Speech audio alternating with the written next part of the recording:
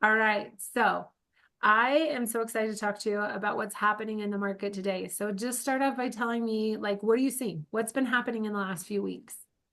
We've kind of started to see the spring market start to heat up, is what I'm seeing. A lot of clients have been going under contract. A, Quite a few of them have been multiple offers. Like we had one specifically in Utah County that we had 6 offers on the house.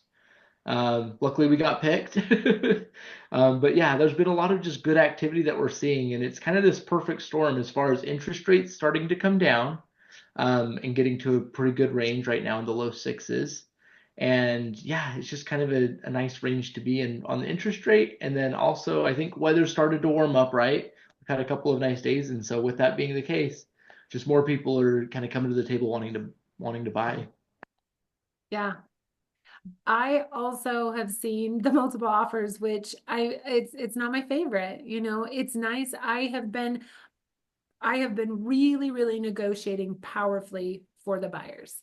It's only been the last few weeks when all of a sudden I can't ask for $13,000 in closing costs. I can't even ask for, 8,000 in closing costs because we're in a competitive situation.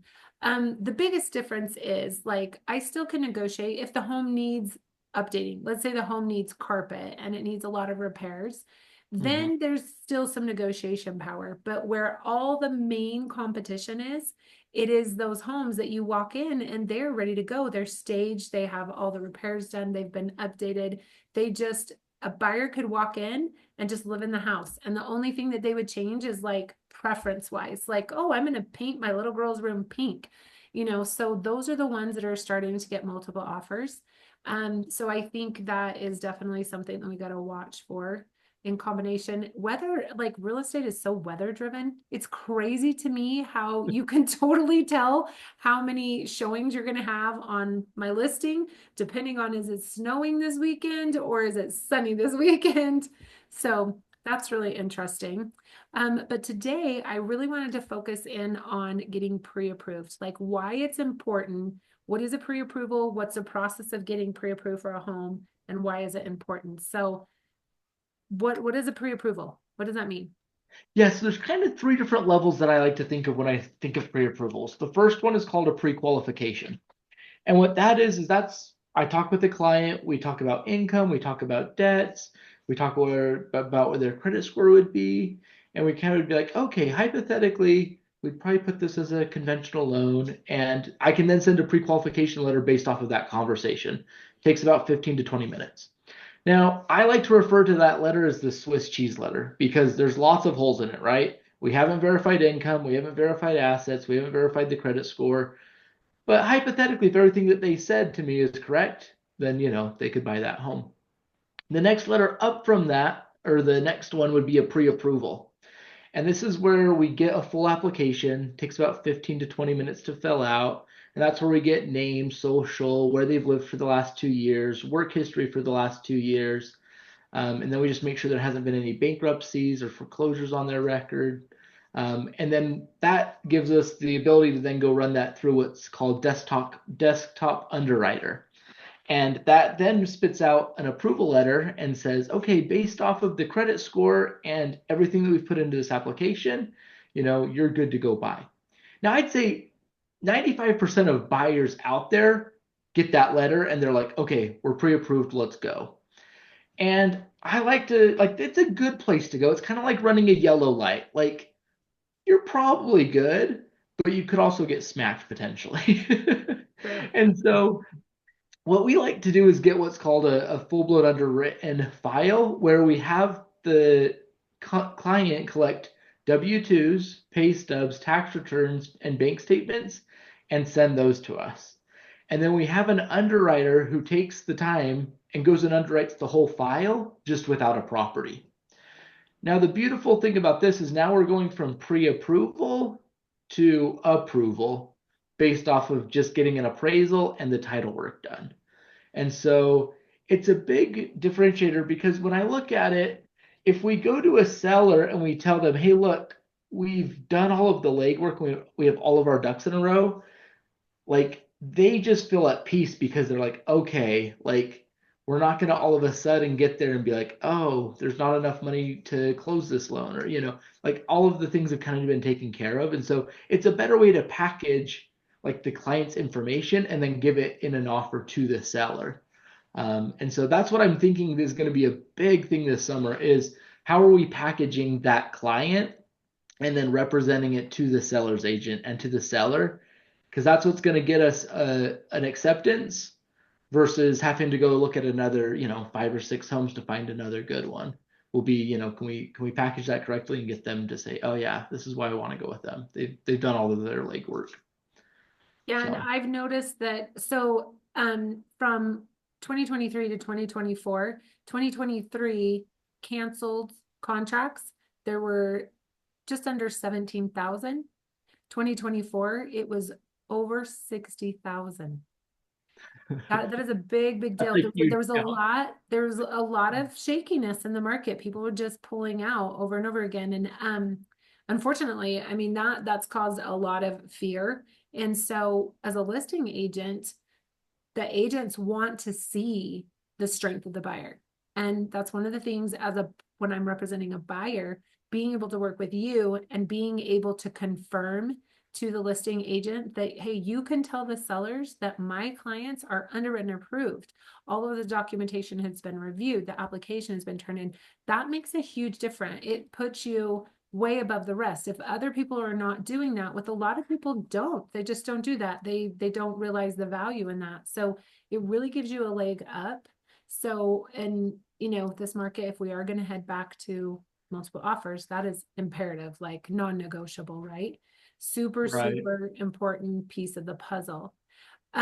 When is a good time? Like if someone's considering buying, what time frame would you tell them? Like, hey, I want to buy a house. What time frame would you say would be a good time to start talking to you to get pre-approved? Yeah, so I would get connected with me about 2 weeks before you want to start looking at the first home. Um, because if we have 2 weeks, that gives us time to get the application in. It gives us time to get the approval. Most of these happen, I would say, in about 6 to 7 days. But by giving you that extra time, it gives your employer a little bit more time if they need to get the verification of employment, if they're slow on that. But if you give yourself a week to 2 weeks, we're gonna have a full-blown approval, and then you'll just be, at a peace of mind just knowing, hey, that part's taken care of. Now we just get to focus on the fun part, right? Finding the right house. The other nice thing about getting it too that I was thinking about, most of these we can close in 16 to 17 days if they've done that TBD approval. And so that's also another piece of the negotiation that I've seen where, I mean, Janet, if you're giving them a 30-day close versus a 17-day, sometimes that can be the difference between them going with our offer or, picking a different one. And so just being able to have that, cut down by about 2 weeks is fantastic. Yeah, yeah, for sure. I agree 100%. And I just once we are fully under contract, I like to help my clients understand when it comes to the loan process Hmm. that they're going to have heart palpitations because as a lender, you need documentation. You need a lot of documentation. And sometimes it's weird documentation. At least it feels like that anyway. So I always prepare the buyers and I say, look, they are going to call you and you're going to feel like the roof's on fire and like this is the deal breaker and they want it fast, fast, fast. But as long as they can get that paperwork to you, normally and typically, everything's smooth selling. It's not a big deal. It just feels urgent because you're gathering the paperwork and then you're preparing it to present to the underwriter, and then the underwriter has to review it. And there could be how many files in front of us, so it can cost us time. So I really try to help the clients understand like there is a little bit of a emotional roller coaster when it comes to the lending because, you know, there's a lot of paperwork that's asked for. And then they always say, but Janet, like I gave them this paperwork and then I finally calmed down. And then 3 days later, they call again and they ask for something else. Why do they do that? Why don't they just ask for all the documentation at once? And I just have to help them understand when the underwriter looks at something, Sometimes they need just a little bit further verification to be able to check it off the list. So there is this roller coaster that a buyer will experience. I mean, it's hard. We're talking money. We're talking typically for someone, the most money they're ever going to invest or spend, on a home. So there is kind of a process that has to go through, and it does feel a little crazy, bumpy once in a while. But good news is, working with you, Zach, like I have 100% confidence when you provide a pre-approval. I have peace of mind, not only that they are pre-approved, but also that we are going to stay within our timeframes, because that is not the norm out there. So that's one thing that I appreciate so much about the Asbel team, is that I know that you are going to treat those clients right, and that you're going to keep us on our time frame as well, so their plans can stay in place. So Right. that being said, what do you see coming in the market? I mean, like we talked about what we're seeing right now, but what do you feel like is going to be coming in the next couple of months? Right. I think biggest thing I see is I think there's a window right now, probably for the next like 30 to 60 days. Let's call it most of March and a good portion of April. We might still be able to get a little bit of concessions negotiated with the seller, depending on the house. I'm still pricing us get anywhere from like 1 to 2% in closing costs, probably for that next little while. I think that by the time we get into like mid to end of April, that probably disappears. And so now the client's going to have to be thinking, okay, I'm coming up with my down payment plus potentially closing costs. And so for a lot of like first time home buyers or even move up buyers that are like, hey, is it better to buy now? I'd say, yeah, we're likely to negotiate a better deal in the next 30 to 60 days versus once we get into May, June, July. I feel like at that point, you know, we're not going to be getting concessions or having nearly as much negotiation power with the sellers. What about you, Janet? What do you see? No, I agree 100%. I think the biggest difference is going to be that right now, so many people are like, well, I want to know where I'm going before I list my house. So they'll look, we'll actually make an offer, we'll go under contract, then they list their house. Sometimes it works, sometimes it doesn't, even in today's market. I think that will be completely off as an option. You're not going to be able to dilly dally and, well, I want this, so then I'll do this. It's going to have to be, maybe potentially if you're fully under contract, you can make an offer and say, I'm fully under contract, and still line it up. But I think it's going to be more difficult. There's going to be a little bit more pressure there too. My house needs to be sold or at least under contract so I can prove that I'm a valid buyer. I'm not just getting ready to sell. So that lining things up, we're probably going to have to talk a lot more about, okay, what's your plan B? What's your plan C? Because there might be some time frame. Now, something that still will probably be possible is to negotiate that for sellers, since it's still that seller's market. So if you're selling and buying, what I would lean into is like, let's see if we can get some lease back. Let's see if we can get you some days to stay in the property so that you can get to your new one. Be a little bit different process. So yeah, but other than that, I feel like it's just going to be a good solid market. Last quarter or I apologize, last month of January, there was more inventory on the market than there has been in the last 5 years. So I also see more inventory, more people listing Good. their houses, which is great. We need more options. So yeah, I just say anyone who's thinking about it, like give us a call. Let's have a conversation. Let's take advantage of this window when we know we're heading into price increase, even though that means there's a rate increase, but let's catch it right now where it's at.